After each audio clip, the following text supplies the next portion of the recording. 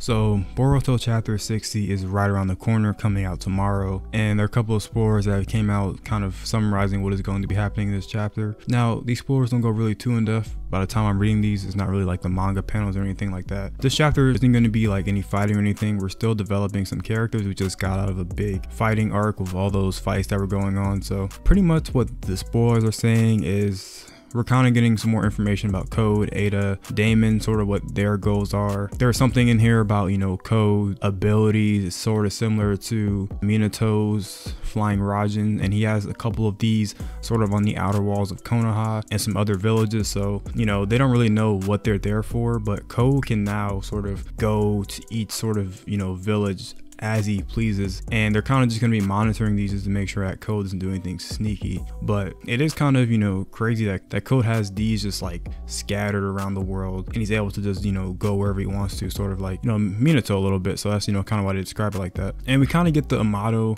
conclusion with Sumire a little bit, but Amato is still kind of saying that he's with the Leaf Village, but I don't believe that for a second. I hope Sumire doesn't believe it either, because it's, you know, it's pretty obvious that Amato's just lying through his teeth. But it seems like Amato is going to be sort of building up some ally for the Leaf Village, which seems to be like another cyborg or something. If they let Amato build a cyborg with no surveillance, I'm gonna be tight. But it seems like Katasuke is working with Amato. I want to keep all my judgments for when the chapter releases tomorrow, so I'm not gonna say like too much in my opinion, but just kind of seems a little weird how they're letting Amato build a cyborg to, you know, help fight these threats. I did mention a while back that Amato did mention that he wanted to actually work with Katasuke, so it seems like they're actually getting that tag team duo kind of thing going on here. So it'll be very interesting to see how these two work together and kind of what they create. I thought you kind of already needed like a body for a cyborg, but I guess they're gonna just make this one out of scraps or whatever. I don't know, I haven't seen any pictures or whatever, but that seems pretty interesting. We go back to, you know, Daemon, Code, and Eida, and apparently a bug gets his face smashed in, but it seems like Eida's sort of hiding some things, which I've been suspecting for the longest time. I think Eida's a lot stronger than, you know, she's letting on. It seems like that she's possibly hiding, you know, some of her abilities from Code. I actually think that Eida and Daemon are going to turn on Code at some point, because Eida has no reason to have Code around. She can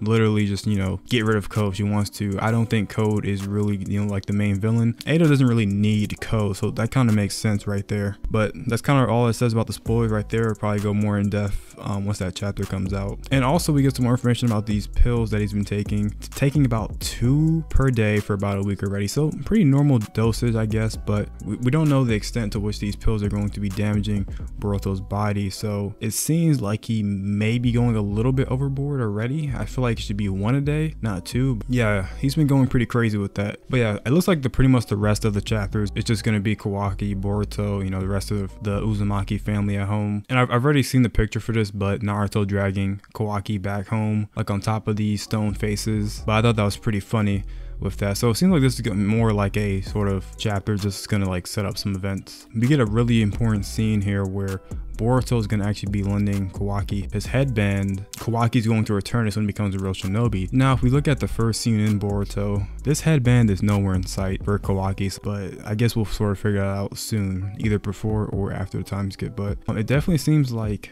they're sort of setting up the time skip right now, sort of setting up some events with Code, Daemon, Eida, sort of setting up what Boruto and Kawaki are doing, and also setting up sort of like what Amato's sort of strong ally is for Konoha. What do you guys think that whole like Amato making a strong ally for Konoha is? Because if we know Amato, he's definitely not working for the Leaf. If Amato ends up being a good guy and we're just all, you know, over here tripping, that would be one of the greatest, you know, ankle breakers that Kishimoto has ever done. Yeah, these are pretty much the spoilers. I'm very interested to see that cyborg, very interested to see more of Daemon and Eida in action. Yeah, it's gonna be a pretty good chapter, it sounds like. But yeah, I'm gonna be reviewing this chapter in the afternoon tomorrow, so look out for that. Let me know what you guys think about these spoilers. Anyways, make sure you like, comment, and subscribe, and join the Discord, and I'll see you later. Peace.